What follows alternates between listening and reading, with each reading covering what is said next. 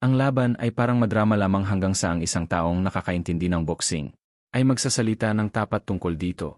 Ang laban nina Anthony Joshua at Jake Paul ay nakaligtas sa kuryosidad, hindi sa lohika. Sa imahinasyon, hindi sa estruktura. Sa ideya ng laki, katanyagan, at momentum ay maaring pagsamahin sa isang bagay na mapagkumpitensya kung sapat ang liwanag at sapat ang ingay ng promosyon. Pagkatapos ay pumasok si Manny Pacquiao at ang pantasya ay gumuho. Hindi binaliwala ni Pacquiao si Jake Paul. Hindi niya kinutya ang laban. Hindi niya kinukwestiyon ang pang-akit sa negosyo o ang atensyon na nililikha nito. Sa halip, gumawa siya ng isang bagay na mas nakakapinsala. Ipinaliwanag niya kung ano palaga ang mangyayari kapag tumunog na ang kampana. At kapag narinig mo na ito, ang laban ay hindi na naging controversial. Nagiging trahedya ito. Dahil naiintindihan ni Pacquiao ang mga hindi pagkakatugma sa paraang hindi kailanman magagawa ng karamihan. Naranasan na niya ang magkabilang panig na mga ito. Siya ang minamaliit na mandirigma na pumapasok sa panganib, at siya rin ang piling propesyonal na nanonood sa mga kalaban na huli nang napagtanto na hindi siya nararapat sa isang espasyo. Ang laban nina Joshua at Paul, sa paningin ni Pacquiao, ay hindi kaguluhan sa kompetisyon. Ito ay isang mabagal na pagsasakatuparan. Isang pagsasakatuparan na nagsisimula sa sandaling magsara ang ring at hindi tumitigil sa paghigpit.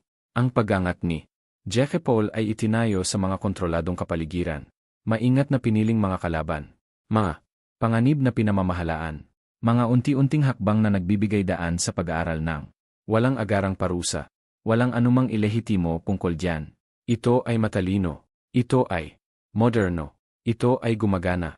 Ngunit si Anthony Joshua ay hindi umiiral sa loob ng mga kontroladong kapaligiran. Siya ay produkto ng mga sistemang idinisenyo upang basahin ang resistensya, presyon sa Olympics, mga round ng kampyonato, paghihirap laban sa mga lalaking kayang tapusin ang iyong gabi sa isang pagkakamali. Gumagana siya sa loob ng kaguluhan na hindi maaring gayahin sa pamamagitan lamang ng promosyon o paghahanda.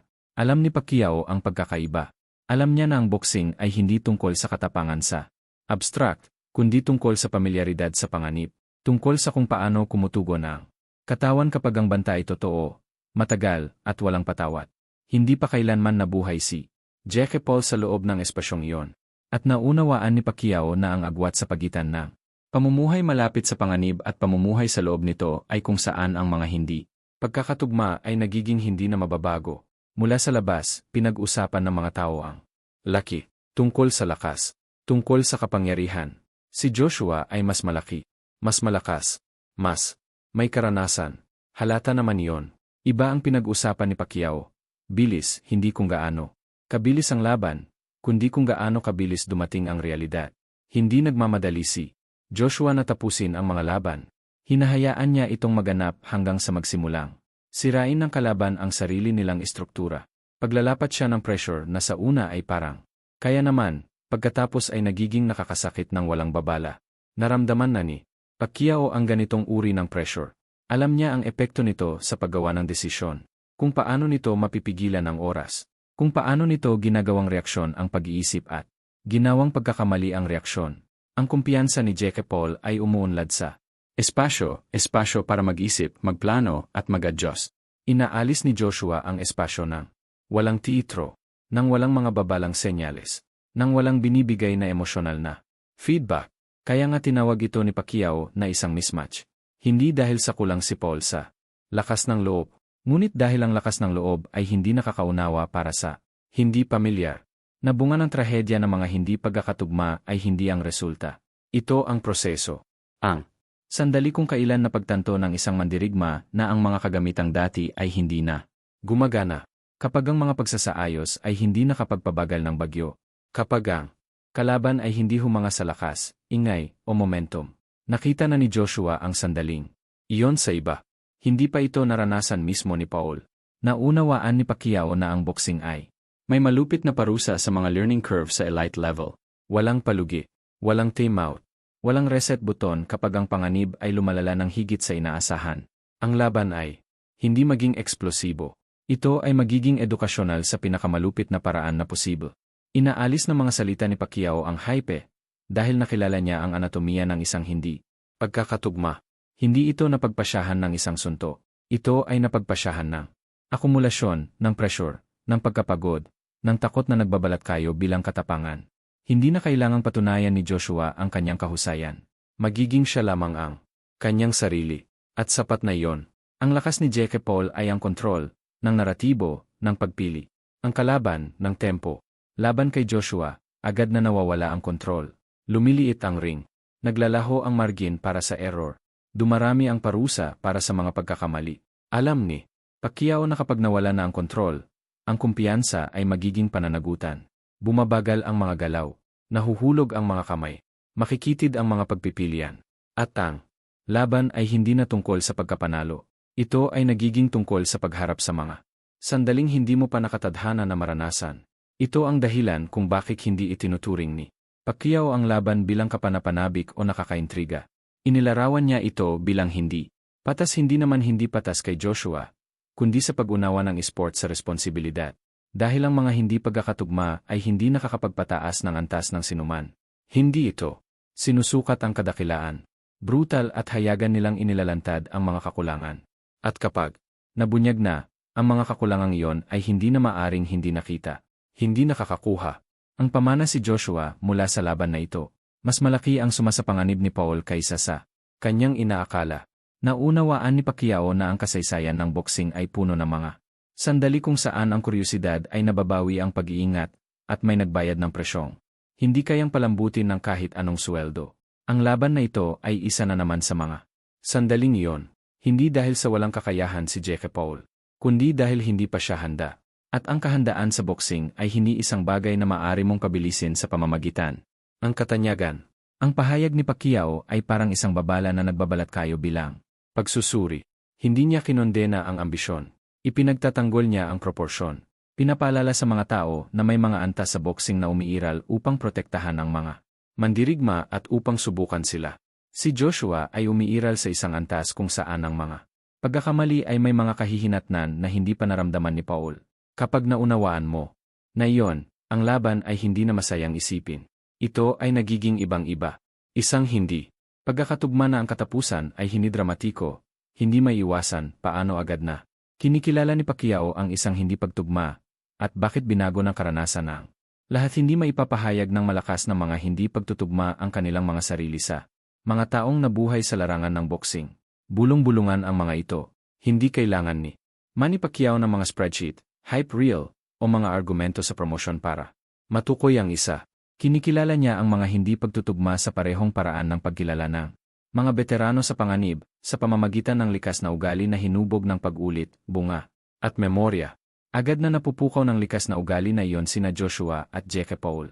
Hindi dahil sa laki, hindi dahil sa katanyagan, hindi dahil sa paghahambing ng resom na gustong pagtalunan ng mga tagahanga.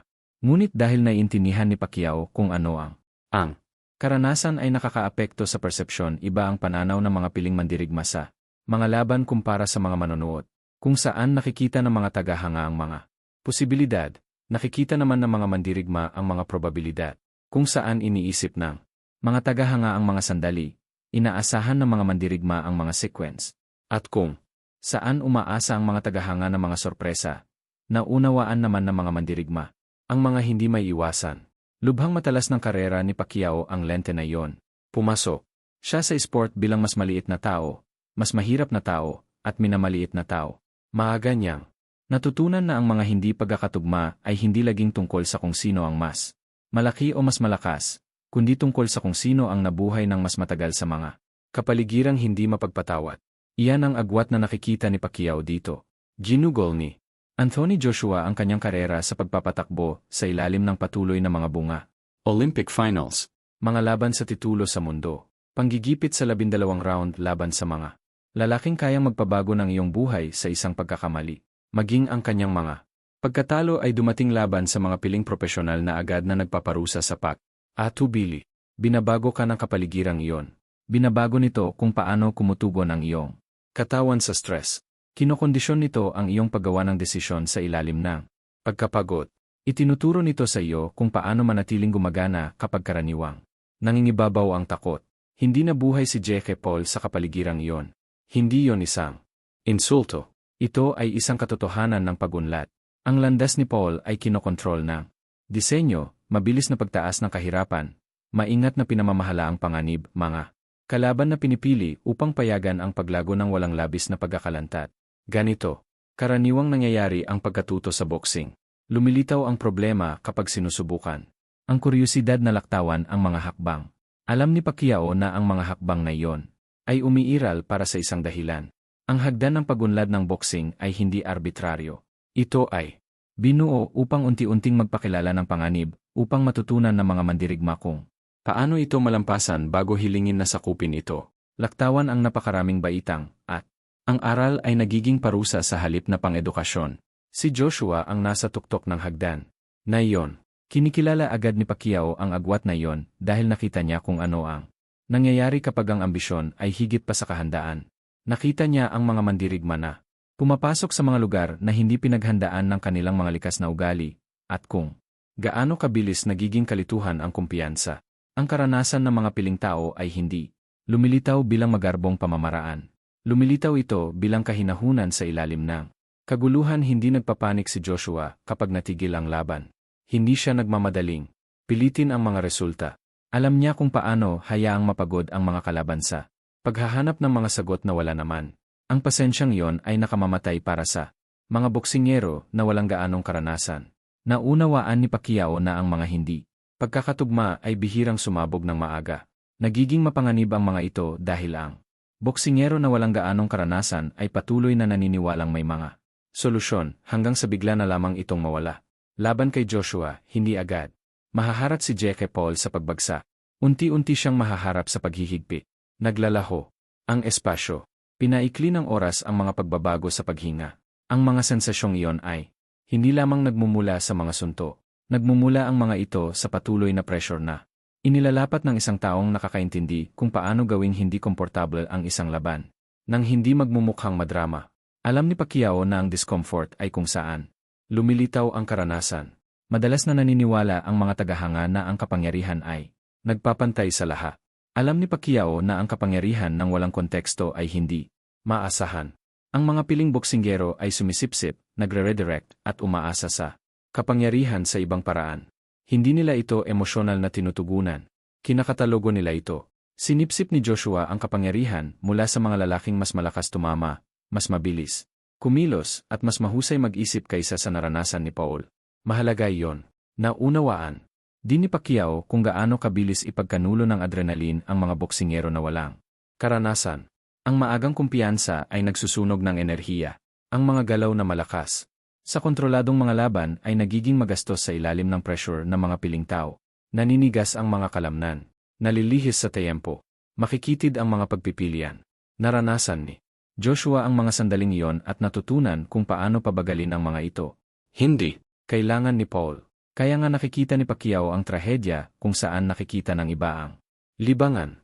Hindi ang trahedya bilang kahihiyan, kundi bilang pagkakalantad bago ang kahandaan. Ng pinakamapanganib na mga hindi pagkakatugma ay hindi iyong mga kung saan ang isang mandirigma ay walang magawa.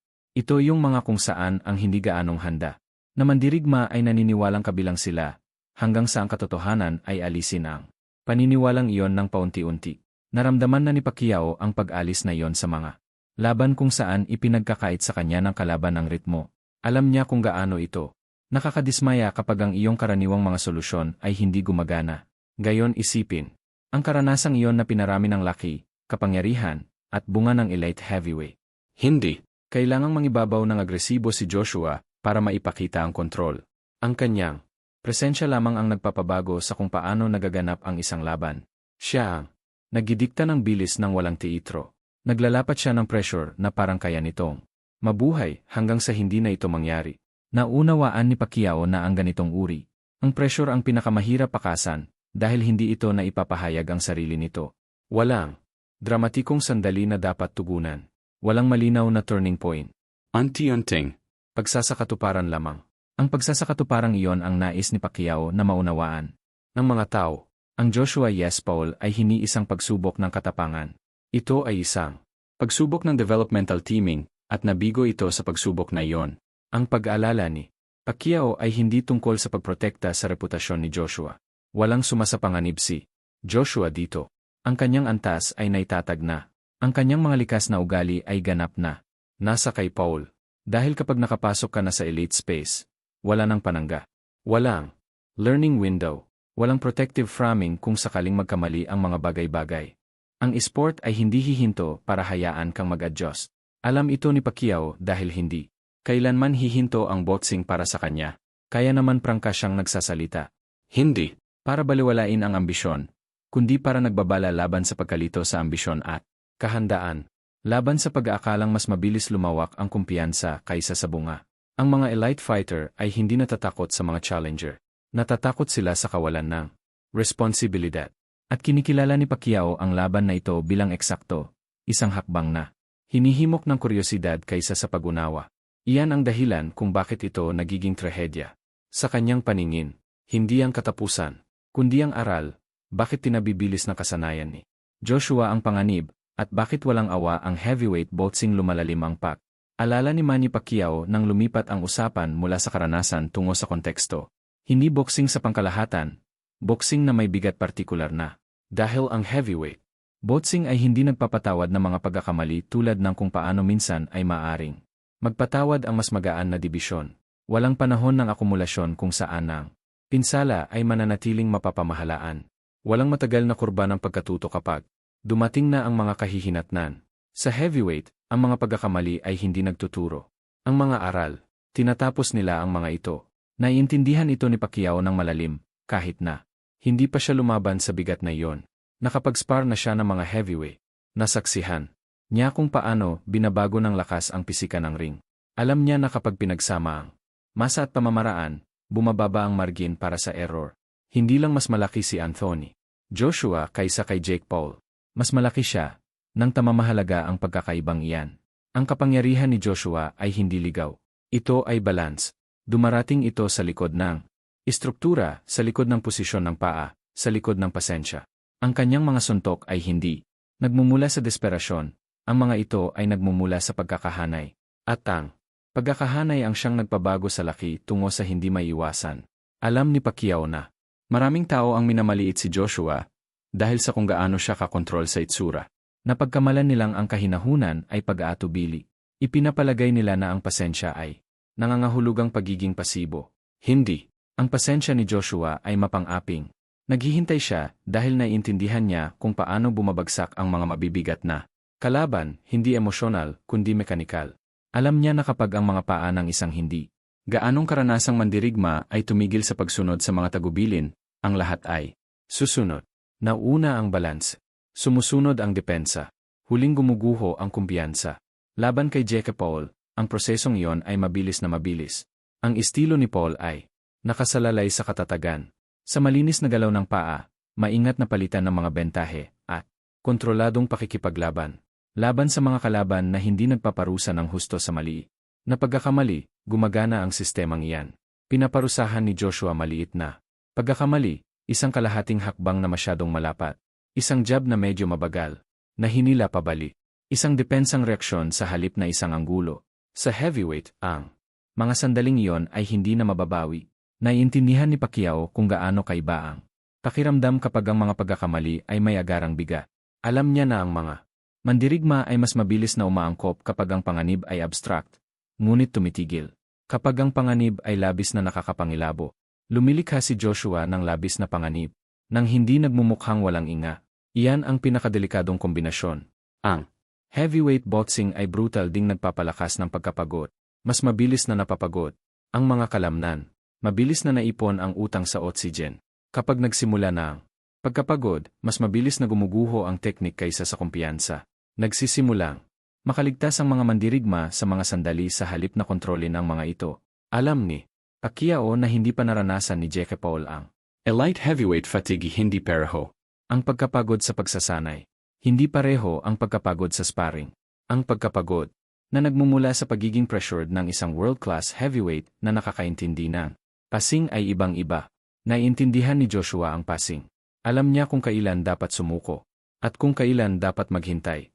Natutunan niya, minsan masakit, kung paano makabawi sa kalagitnaan ng laban. Kung paano mag-reset sa ilalim ng banta, kung paano maglagay ng pressure nang hindi naubos ang sarili. Ang mga aral na iyon ay binili ng may totoong mga kahihinatnan. Hindi pa kailangang tanggapin ni Paul ang mga ito. Ang puwang na iyon ang nagpabalik kay Pacquiao. Dahil kapag dumating ang pagkapagod ng hindi inaasahan, nawawalan ng saysay ang lakas ng loob. Ang katawan ay humihinto lamang sa pagtugon sa paraang dapat nito. Bumabagal ang mga paggalaw. Nanghihina ang mga kamay. Makikitid ang paningin. Nahuhuli ang paggawa ng desisyon. Sa ganoong estado, ang laki at karanasan ay nagiging napakalaki. Nakakita na si Pacquiao ng sapat na mga laban na natapos sa mga sandaling iyon para agad na makilala ang pattern. Alam niya na hindi na kailangang sumugal si Joshua para mangibabaw. Kailangan lang niyang manatiling kalmado habang lumalala ang sistema ni Paul. Mas ginagantimpalaan ng heavyweight boxing ang kahinahunan kaysa sa agresyon. Isa pang maling akala na gusto ni Pacquiao na maunawaan ng mga tao. Hindi. Kailangang habulin ni Joshua ang isang knockout. Dumarating ang knockout kapag nabigo ang istruktura. At mas mabilis na nabibigo ang istruktura sa ilalim ng pressure ng heavyweight kaysa sa anumang ibang antas ng sport. Naunawaan din ni Pacquiao ang psikolohikal na epekto ng lakas ng heavyweight. Kahit ang mga nakaharang na suntok ay iba ang pakiramdam. Kahit ang mga sulyap ay nagbabago ng persepsyon. Nagsisimulang mag-react ang mga mandirigma. Posibilidad halip na epekto. Natural na dala ni Joshua ang epektong iyon. Hindi na kailangang kontrolin ito ni Paul. Mabilis na lumalala ang psikolohikal na epekto nito. Nagiging tentative ang mga mandirigma. Nag-aalangan siya kung saan sila dapat sumuko. Nagsusuka siya kung saan sila dapat tumakas. Nabuwag ang laban hindi dahil sa isang pagkakamali, kundi dahil napakaraming maliliit na pagkakamali ang mabilis na naiipon. Malinaw na nakikita ni Pacquiao ang pagkakasunod-sunod na iyon. Naunawaan din niya na ang mga hindi pagkakatugma sa heavyweight ay particular na hindi mapagpatawad dahil ang mga referee at corner ay may mas kaunting oras upang makialam ng makabuluhan. Ang mga momentum swings ay marahas at biglaan. Kakaunti ang puwang para sa unti-unting pag-aayos. Ito ang dahilan kung bakit itinuturing ni Pacquiao ang laban bilang trahedya sa halip na kapanapanabik. Hindi dahil kulang sa kakayahan si Jake Paul, kundi dahil pinalalaki ng kapaligiran ang mga kahihinatnan, na higit pa sa inihanda sa kanya ng kanyang karanasan. Hindi isang eksperimento si Joshua. Isa siyang tapos na produkto na tumatakbo sa isang dibisyon kung saan ang mga tapos na produkto ay nagtatapos sa mga eksperimento. Alam ni Pacquiao na hindi magiging malupit si Joshua ng sinasadya. Hindi niya hahanapin ang kahihiyan. Lalaban siya ng propesyonal, sistematiko, at responsible. Iyan mismo ang nagpapalala sa panganib. Dahil lang, propesyonalismo sa antas na iyon ay nag-aalis ng kawalan ng katiyakan para sa isang bihasang mandirigma at nagpaparami nito para sa isang walang karanasan. Tinitiyak ng disiplina ni Joshua na walang minamadali, at walang minamadali ang makakaligtas para sa isang taong natututo sa ilalim ng kritisismo. Naunawaan din ni Pacquiao kung paano binabago ang persepsyon ng publiko ang mga laban sa heavyweight. Ipinalalagay ng mga tao na ang laki ay nagpapantay sa kasanayan. Ipinapalagay nila na ang kapangyarihan ay pangkalahatan. Ipinapalagay nila na ang lakas ay bumabawi sa karanasan. Paulit-ulit na pinabulaanan ng heavyweight boxing ang palagay na iyon. Ang dibisyon ay puno ng mga mandirigmang may talento sa pisikal na kakayahan na hindi kailanman umangkop sa panggigipit ng mga piling tao. Ang kapangyarihan lamang ay hindi nagtuturo ng kaligtasan. Dapat maunang matutunan ng kaligtasan. Natutunan ito ni Joshua. Hindi pa kailangan ni Paul. Ang kawalan ng simpatiya na iyon ay hindi dramatiko. Delikado ito. Pumutok ang mga salita ni Pacquiao dahil hindi siya nakikipagtalo tungkol sa negosyo o libangan. Ang kanyang pakikipagtalo ay tungkol sa responsibilidad. Tungkol sa pag-alam kung kailan nagiging kapabayaan ang kuryosidad. Tinatawid ng Joshua yes Paul ang linyang iyon sa kanyang paningin. Hindi dahil maikli lang ito, kundi dahil magiging one-sided ito sa paraang walang puwang para sa paglago. Ang heavyweight boxing ay hindi nagtuturo ng mga aral ng mahinahon. At alam ni Pacquiao na ang ilang aral, kapag naituro sa ganitong paraan, ay hindi na maaring bawiin ang psikolohiya. Ang hindi maiiwasan, paano nagtatapos ang mga hindi pagtugma sa isip bago ang katawan. Matagal bago mauwi sa suntok ang isang hindi pagkakatugma. Nagtatapos ito sa mas tahimik na lugar. Nagtatapos ito sa paniniwala. Naunawaan ito ni Manny Pacquiao dahil nasaksihan na niya ang mga mandirigmang natatalo sa mga laban na kaya pa nilang ipagpatuloy sa pisikal. Hindi dahil nabigo ang kanilang mga katawan, kundi dahil nakilala ng kanilang mga isipan ang isang bagay na hindi pa nais tanggapin ng kanilang pagmamataas. Maagang naabot ni na Joshua at Jake Paul ang puntong iyon. Hindi sa unang palitan. Hindi sa unang mabigat na tira. Ngunit sa unang sandali kung kailan hindi na magkatugma ang inaasahan at realidad. Alam ni Pacquiao na ang mga piling mandirigma ay may taglay na isang uri ng psikolohikal na grabidad. Hindi ka lang nila pinipili sa pisikal. Binabago nila kung paano mo nakikita ang oras, espasyo, at kaligtasan. Ang mga galaw na dating matalas sa pagsasanay ay biglang parang minadali. Ang mga desisyong dating automatiko ngayon ay nangangailangan ng pag-iisip. Ang pagkaantala na iyon ay nakamamatay. Laban kay Anthony Joshua, ang pagkaantala na iyon ay mabilis na darating. Ang kumpiyansa ni Jake Paul ay nabuo sa mga kapaligiran kung saan pamilyar ang feedback. Alam niya kung paano kumutugon ang mga kalaban. Naunawaan niya ang kanilang bilis, ang kanilang mga limitasyon, ang kanilang mga pattern. Kahit na hinamon, nanatiling nababasa ang panganib. Hindi mababasa si Joshua ng isang taong nasa entablado ni Paul. Hindi dahil misteryoso si Joshua, kundi dahil ang mga piling mandirigma ay hindi na isip ng tama ayon sa inaasahan ng mga umuunlad na mandirigma. Binabalewala nila ang ritmo, binabago nila ang tempo, hinahayaan nilang lumipas ang mga sandali ng walang pakikipaglaban. Nakakabahala ang katahimikang iyon. Naramdaman ni Pacquiao ang katahimikang iyon. Alam niya kung gaano nakakalito kapag ang isang kalaban ay tumangging magbigay sa iyo ng emosyonal o taktikal na feedback. Naghahagis ka at walang nagbabago. Gumagalaw ka at hindi bumubukas ang distansya. Nag-adjust ka at nananatili ang pressure. Kalaunan, napagtanto mong may mali. Ang realisasyong iyon ang tunay na simula ng katapusan. Naunawaan ni Pacquiao na ang mga hindi pagkakatugma ay nabubuo bilang isang serye ng mga panloob na negosasyon. Ang mandirigmang walang gaanong karanasan ay patuloy na nagtatanong ng mga tanong na ayaw sagutin ng laban. Bakit hindi ito gumagana? Bakit hindi siya nagre-react? Bakit pakiramdam ko huli na ako? Ang mga tanong na iyon ay dumarami sa ilalim ng stress. Ang bawat tanong na walang sagot ay nakakaubos ng tiwala sa sarili. Ang kahinahunan ni Joshua ay nagpapabilis sa pagkaubos na iyon. Hindi siya tumutugon sa mga pagkukulang ng hindi kinakailangan. Hindi niya hinahabol ang mga reaksyon. Hindi niya ginagantimpalaan ang pagsisikap ng mga pagbubukas. Hinahayaan niyang lumago ang kawalan ng katiyakan. Alam ni Pacquiao na kapag ang kawalan ng katiyakan ay lumagana, ang mga mandirigma ay nagsisimulang protektahan ang kanilang sarili sa halip na ipataw ang kanilang kalooban. Nag-alangan sila sa mga sandaling dati nilang inaatake. Mas pinipili nila ang kaligtasan kaysa sa pagkakataon. Sa heavyweight, ang pagbabagong iyon ay pahama. Naunawaan din ni Pacquiao kung paano nakakasagabal ang pagmamataas sa kaligtasan. Ayaw aminin ng mga mandirigma na natatalo sila. Hindi sa karamihan, hindi sa kanilang sulok, hindi sa kanilang sarili. Kinukumbinsi nila ang kanilang sarili na ang isang pagsasaayos ay nagbago ng lahat. Ngunit nararamdaman ng mga piling mandirigma ang desperasyong iyon. Mararamdaman ito agad ni Joshua. At hindi niya ito magmadaling wakasan. Ang pagpipigil na iyon ay psikolohikal na nakapipinsala. Ipinapahiwatig nito ang tiwala sa sarili. Sinasabi nito sa kalaban na kahit ang kanilang pinakamagagandang sandali ay hindi sapat na. Nagbabanta upang pilitin ang pagmamadali. Si Pacquiao ay nasa maling panig ng mensaheng iyon dati. Alam niya kung gaano nakapanghihina ng loob na napagtanto na komportable ang iyong kalaban habang ikaw ay naghahana. Mabilis na lumalawak ang agwat sa ginhawa. Kapag nangyari na ito, ang mga hindi pagkakatugma ay hindi na magiging mapagkumpetensya at nagsisimulang maging instruksyonal sa pinakamasamang paraan. Ang hindi gaanong handa na mandirigma ay natututo na napakabilis. Ang mga aral ay dumarating ng paunti-unti sa halip na mga yugto. Alam ni Pacquiao na ang ganitong uri ng pagkatuto ay nag-iiwan ng mga pekla. Hindi lamang pisikal, kundi mental. Mga pagdududa na nananatili. Mga pag-aalangan na lumilitaw sa mga susunod na laban.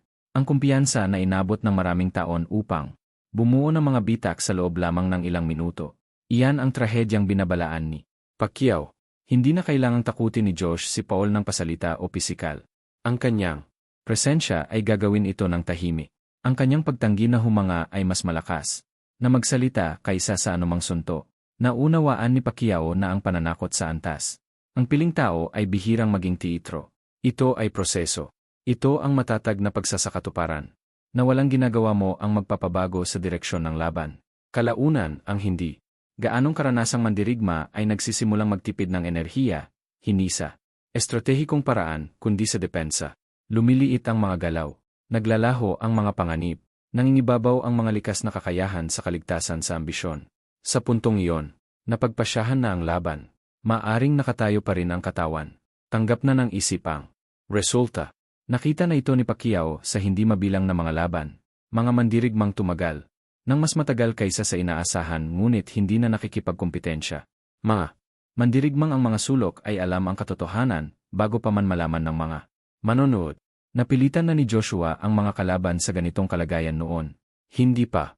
Napipilitan si Paul dito.